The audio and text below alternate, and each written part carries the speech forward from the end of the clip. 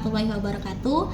Perkenalkan, saya Ria Mujirahayu, dosen pada Fakultas Ilmu Kesehatan Program Studi D3 Kebidanan Universitas Wirabwana dengan NIDN 0208129101.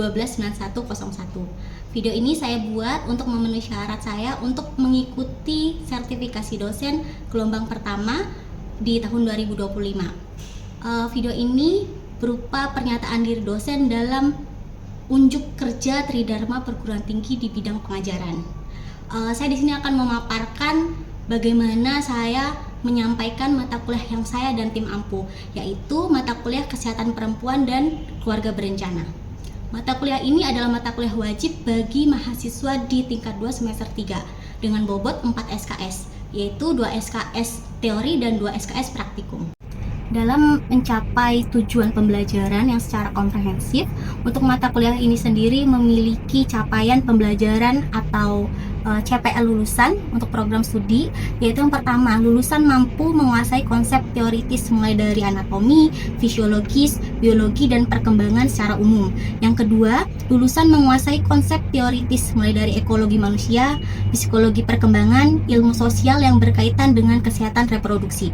Yang ketiga, lulusan mampu menguasai konsep dasar kesehatan masyarakat mulai dari promosi baik untuk perempuan, ibu, dan anak. Lulusan juga mampu melakukan pemberian kontrasepsi baik oral maupun suntik sesuai dengan SOP dan kode etik yang berlaku. Lalu untuk CPL selanjutnya mampu melakukan pencatatan asuhan kebidanan mulai dari rekam medik ataupun pencatatan yang berlaku. Yang terakhir yaitu melakukan promosi dan KIE yang terkait dengan kesehatan ibu dan anak dan serta KB.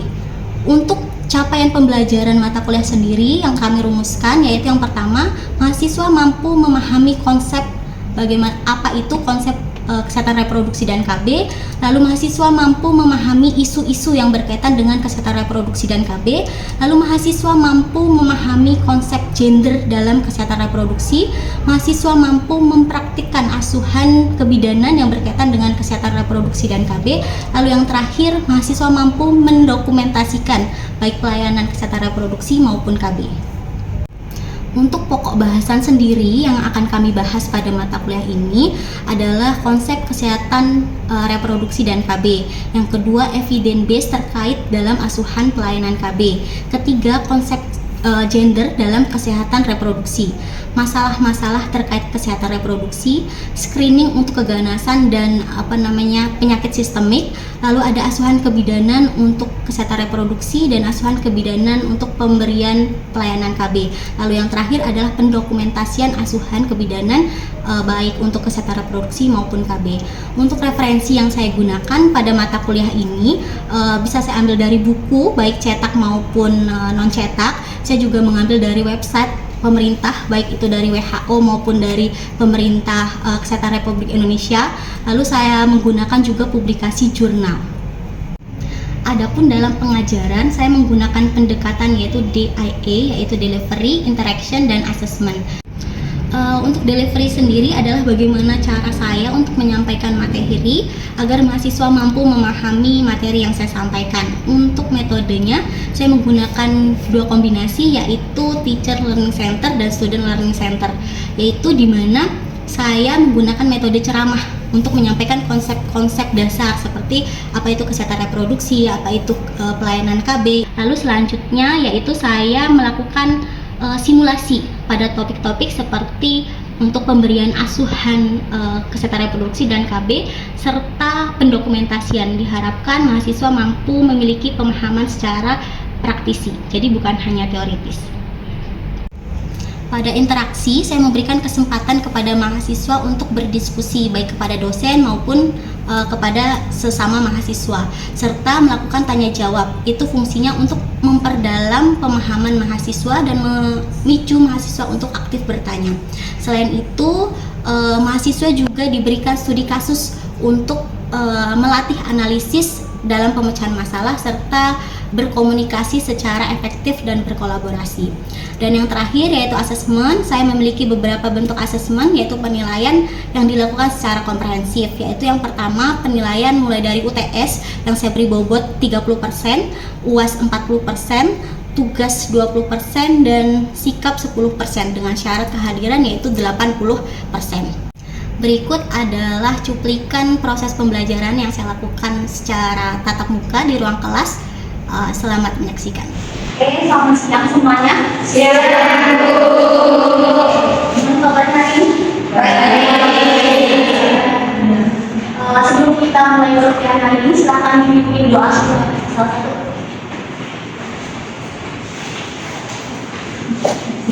Doa siap. Doa mulai.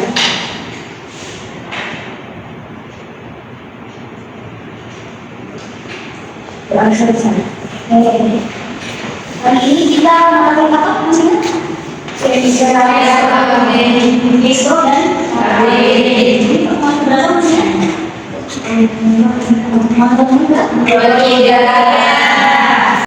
Oke, kita ini ya, Ibu panggil beberapa ya. Payudara perempuan pada perempuan yaitu berbentuknya payudara. Oke, pertumbuhan rahim, vagina, terus ada tubuhnya berubah juga ya. Kalau tanda seks umumnya pada pria pada tubuhnya tanda tubuhnya jakun, jakun, besar, bentuknya ereksi dan dikenali. Sampai suara yang besar, sama yang perubahan kepala yang lagi, dada lebih berat, dadanya lebih bidang, lebih lebar, ya. Sama tadi kemudian beberapa lampu di kuning, ada comblang, juga lihat juga sudah mulai tumbuh. Kita akan membahas tentang screening keganasan untuk faktor payudara. Oke. Jadi kita materi yang ke-23 sebelum kita membahas tentang reproduksi dengan jahit ya. Ada yang mau tentang screening mungkin? Atau pernah dengar screening? Pemeriksaan apa sih? Biasanya pemeriksaannya apa? Dilakukannya apa? Apakah sebelum ada penyakit atau sesudah ada penyakit? Jadi pemeriksaan yang dilakukan apa? Dari bentuk mencegah deteksi untuk mencegah apa? Tidak ada penyakit atau tidak? Karena dia di awal sebelum ada penyakit berarti dia bekerja apa? Screening untuk mencegah. Ini sudah akan mendeteksi secara dini, jadi akibatnya nanti nggak terlalu parah, nggak terlalu fatal. Seandainya nih kalian tadi ya kita akan membahas kanker payudara. Kanker payudara kan kanker itu ada stadium-stadium ya. Apabila dia diketahui stadium 2 sampai stadium 4, kira-kira yang lebih memiliki peluang untuk sembuh yang paling baik yang mana? Stadium 2. Makanya itu harapan kita ketika kita melakukan screening. Harapannya kita bisa mengetahui secara dini atau lebih awal ketika orang itu ada masalah atau tidak. Kalau ada masalah berarti harus segera dilakukan pengobatan gitu ya. Kalau sudah stadium 4 gimana? Resiko infeksi sembuhnya sangat kecil gitu ya, makanya kita melakukan screening. Ya, ini tujuan pembelajaran kita hari ini. Kita nanti akan belajar tentang screening itu sendiri gitu ya, terus terkait sama kanker payudara dan ada namanya sadari. Kemarin kita bahas sedikit-sedikit ya tentang sadari ya. Oke, dari tujuan pembelajaran kita. Oke, kalau kita lihat data kanker, kalau kita lihat yang paling banyak kanker apa? Kanker di Indonesia. Kan kanker itu berarti macam-macam kanker gitu ya, terdiri dari berbagai macam. Paling banyak apa? Payudara. Ternyata memang kanker payudara itu adalah salah satu yang paling tinggi angka kejadiannya, dan yang menyebabkan angka kematian juga angka payudara. Tingkat kematiannya juga disebabkan kanker payudara itu yang paling besar gitu ya. Jadi memang paling banyak.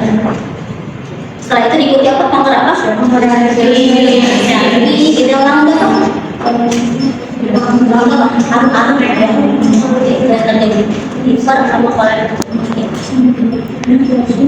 Mungkin ada yang saudaranya mungkin sekali yang pernah bahas kanker payudara.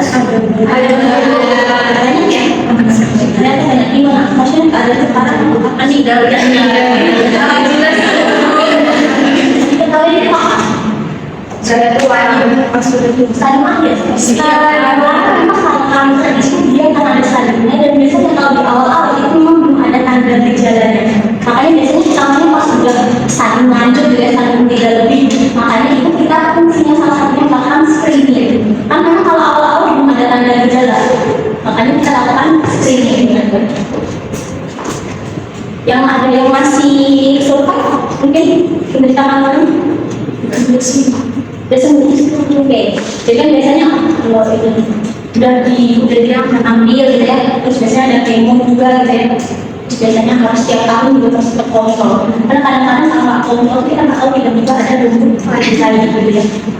Makanya pengertiannya berganasan hal ini kalau kanker itu jadi menyesuaikan nama kata ya. Kalau dia ada kanker di daerah paru mungkin akan kalau berbeda kanker payudara berarti jadi bagian ganasan yang terjadi pada sel-sel ya di daerah paling darah ini. Biasanya kalau itu umumnya terus-menerus dan tidak terkontrol gitu ya.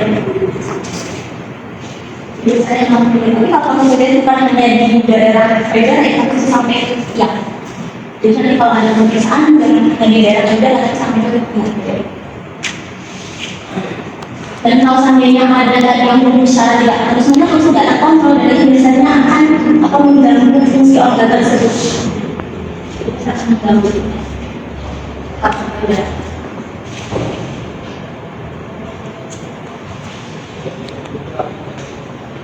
Faktor resiko.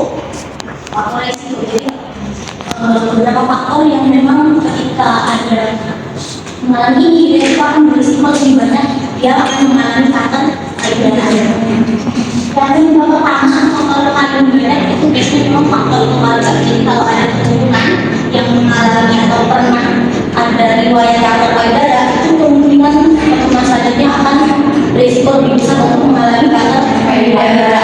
Jadi walaupun saat ini barangkali ada tapi di yang keturunan yang kedua nggak ada. Jadi bukan berarti keturunan ketiga bakal ada ya, dia juga kadang bisa loncat gitu ya. Nanti ke kalian mungkin bisa, jadi ke daerah di yang nomor 2 nggak ada, saya mbak orang tua gitu ya, kalian jadi orang tua nggak ada yang sama sekali. Jadi ternyata anaknya nanti ada gitu, jadi harus lebih hati gitu. Jadi keluarga memang berisiko. Soalnya riwayat menyusui, dan berisiko yang menyusui dan tidak menyusui. Dan berisiko iya, kalau menyusui itu malah mengurangi resiko payudara. Jadi dari riwayat menyusui. Jadi kalau ada ibu yang tidak mau menyusui itu juga menjadi salah satu faktor berisiko yang mengakibatkan. Resiko itu yang lebih cepat mendapatkan menstruasi. Bukan karena beberapa 19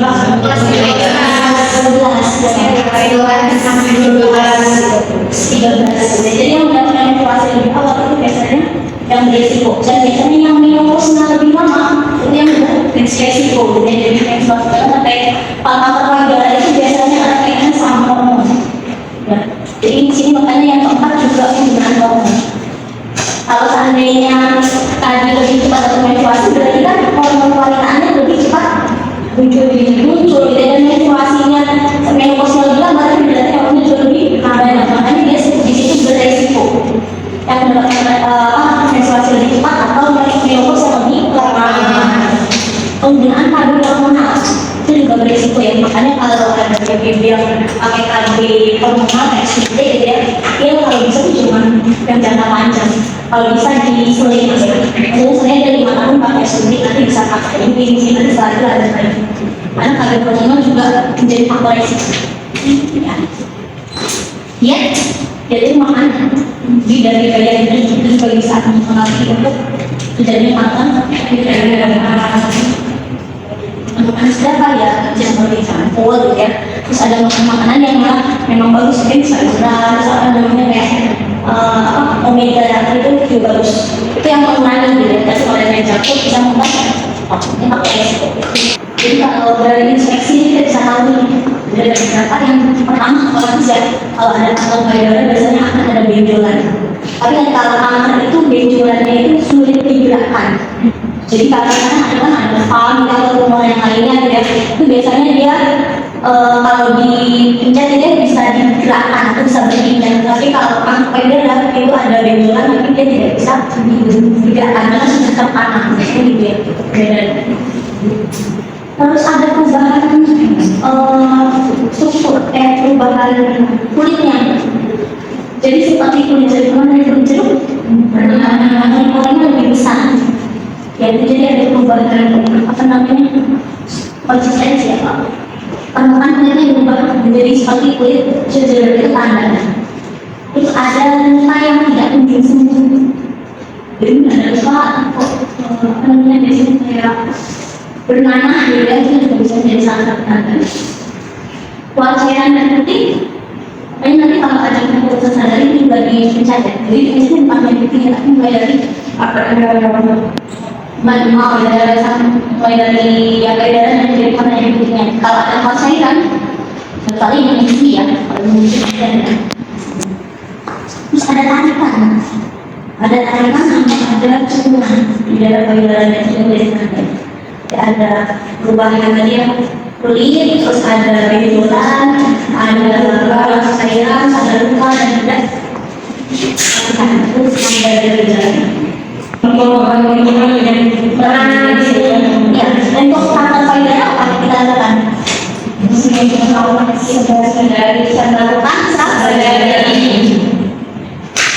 Tapi screening itu bukan hanya sadari, tapi sadari itu memang media yang paling metode yang paling gampang gitu ya, dan bisa kita lakukan sendiri. Masih harus ke tenaga kesehatan ataupun ke fasilitas kesehatan, jadi bisa kita lakukan sendiri.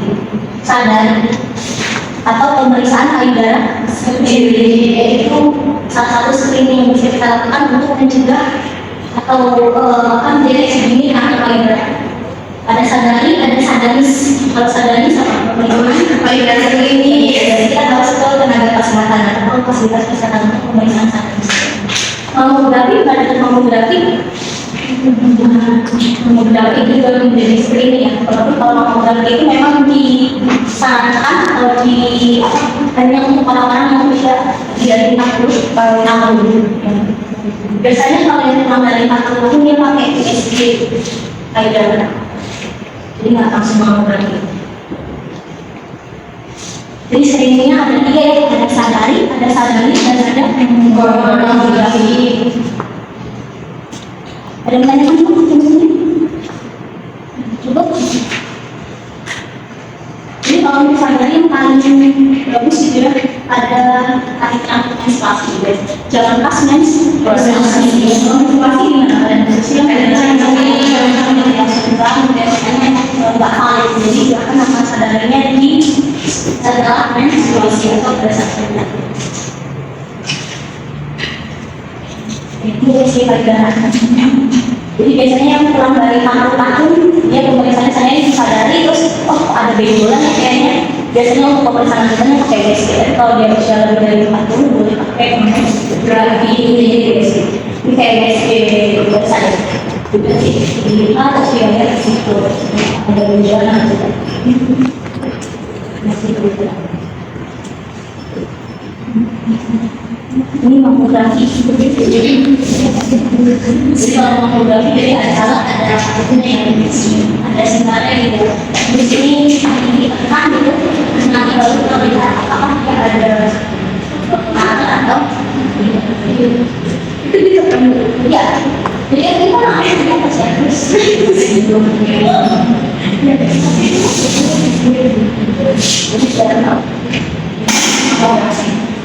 Kalau payudara kan ada benjolan yang tanda awalnya itu tuh pas pengen kalau kan sakit nggak? Awalnya biasanya enggak, tapi nanti setelah berapa 6 bulan itu pasti sudah mulai ada perubahan dan pasti akan membesar. Bisa. Ada lagi yang tanya Pak?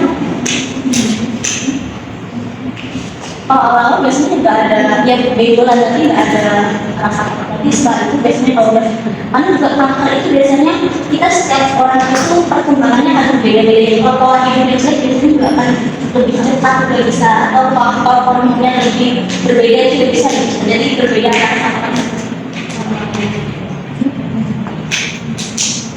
bertanya lagi dari masa dari ya. Kita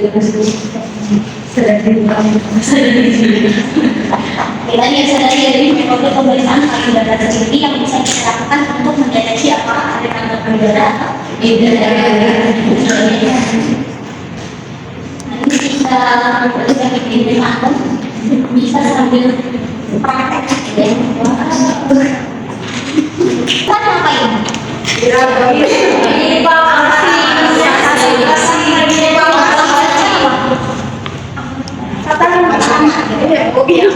Angkat tangan kalian bisa duduk di cermin, bisa tangannya di bawah, jadi kalian angkat dulu. Tadi kan ada tanda gejala ya. Gimana nih Pak gejalanya? Apakah ada perubahan struktur kulitnya? Apakah kalau nggak simetris emang nggak simetris ya? Ya nggak simetris. Ada perubahan? Apakah kok ada tarikan? Kita ingat ya tanda gejalanya. Apakah ada luka? Kemudian kita bisa lihat pertama inspeksi dulu. Jadi dilihat dulu inspeksi, terus atau bisa kita apa namanya? Terus kalau tangan biasanya kita membungkuk untuk mengetahui apakah jalurnya sama atau tidak. Jadi sebelum kalian melakukan tadi palpasi kita inspeksi dulu. Jadi kita inspeksi apakah ada perubahan. Biasanya kalau sudah apa namanya sudah tahap lanjut biasanya akan memerah juga gitu. Warna yang berbeda, kulitnya nanti akan apa? Kalau berlindur gitu ya. Ada benjolan tadi ya. Kita inspeksi ini kita lakukan. Dan tadi kita ada inspeksi dulu. Kita lihat tadi ada perubahan atau tidak. Lalu kita melakukan tadi apa? Ada lagi apakah ada perubahan? Mungkin kalau di sini nggak ada tarikan, tapi ternyata pas dinaikkan ternyata ada. Nah, bagian yang kalau kita periksa bukan yang di daerah payudara sampai ke sini. Setelah itu kita lakukan apa? Palpasi dari bentuk palpasi. Jadi silakan kalau seandainya mau pemeriksaan yang sebelah kiri, tangan kanan yang memeriksa. Dan untuk pemeriksaan yang palpasinya ada 3 cara.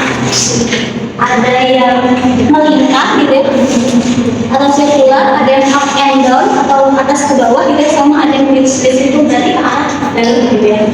Baik saja. Kalau kalian palpasinya gimana?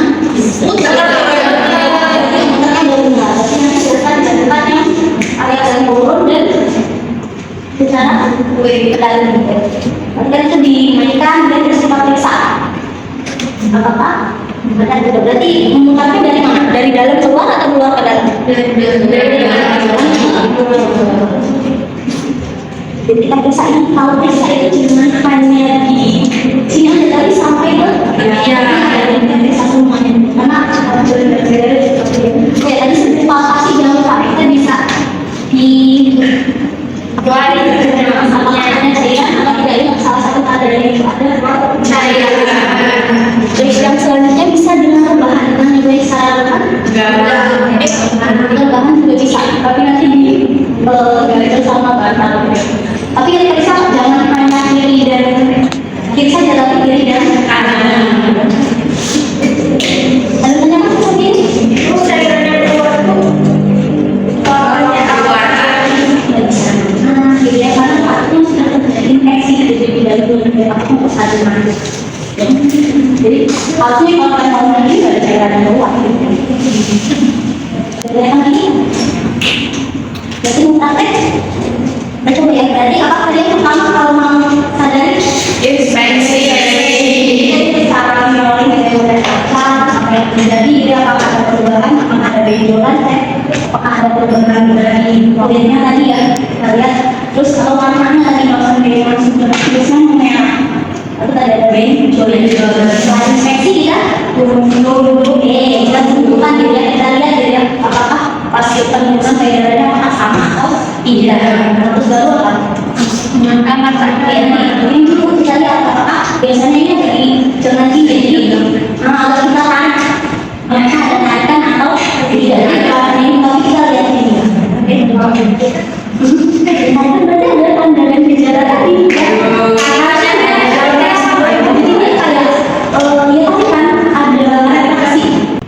Karena tidak ada subtes atau tas tugas karena kita sebenarnya misalnya ini ada dua suara yang ada materi dan nanti kita ada praktek. Make video. BSC itu brace.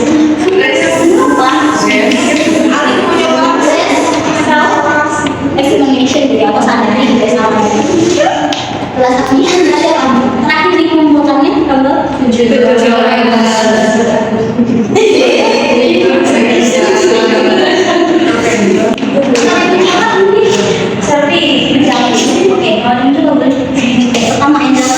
dilakukan pertama adalah inspeksi, melihat payudara melalui mirror, mengamati kaca, melihat apakah ada perubahan di payudara, apakah ada benjolan yang menonjol, kemudian perubahan kulit yang menurun, kemudian yang kedua menundukkan badan seperti ini, memeriksa apakah jantungnya sama atau tidak.